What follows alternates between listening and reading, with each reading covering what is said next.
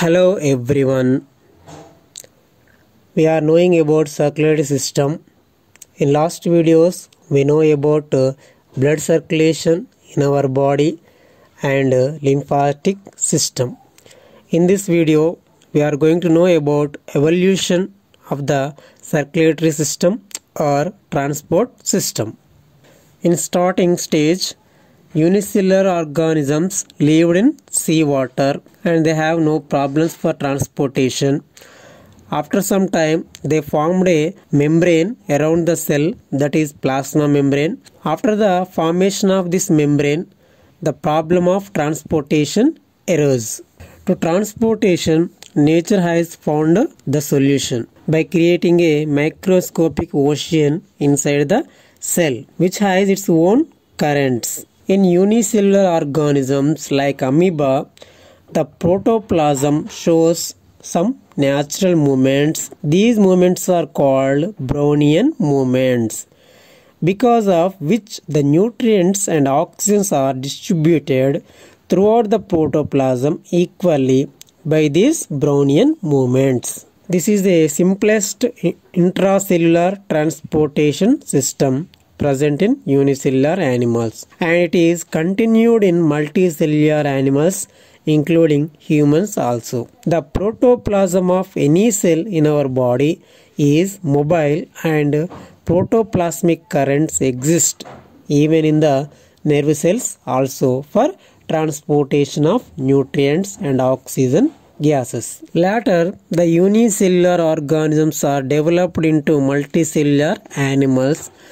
Along with the development, they also developed a more complicated system for transportation of materials in their bodies. Now we are going to know in detail the evolution of transport system. First, parazoans like sponges have flagella present in their body. Sponges use seawater for transportation. The natural water current are not reliable for the sponges, so they create their own currents by beating of flagella.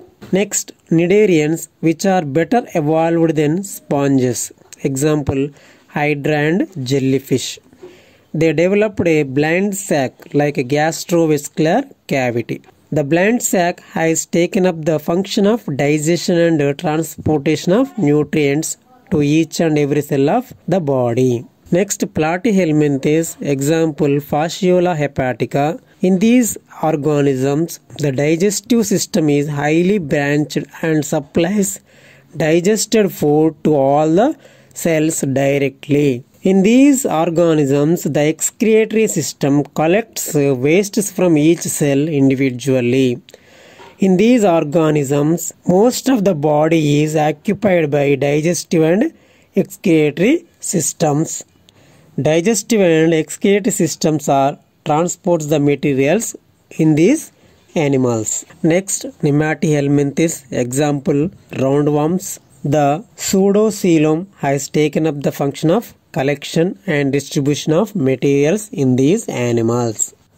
Next, annelids, the first eucoelomate animals, and they developed a pulsatile vessel to move the fluid, and the transporting medium is blood. Next, arthropods, example insects, they have developed a pulsatile organ to pump the blood, that is heart. The blood, instead of flowing in blood vessels, they flowing in the tissues directly, supplying nutrients to the tissues. Oxygen is directly supplied to the tissues by the respiratory system in these animals. The transportation system which supplies nutrients to the tissues directly is called open type of circulatory system.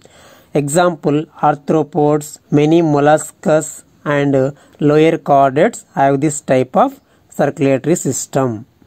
The other type of transportation system which the blood flows in the blood vessels is called closed type of circulatory system, which is present in annelid, echinoderms, cephalopod molluscs and all the higher chordate animals. In this transportation system, the blood takes the responsibility of delivering the materials. Human also have the closed type of circulatory system. Key points. Unicellular organisms like amoeba shows natural movements are called Brownian movements.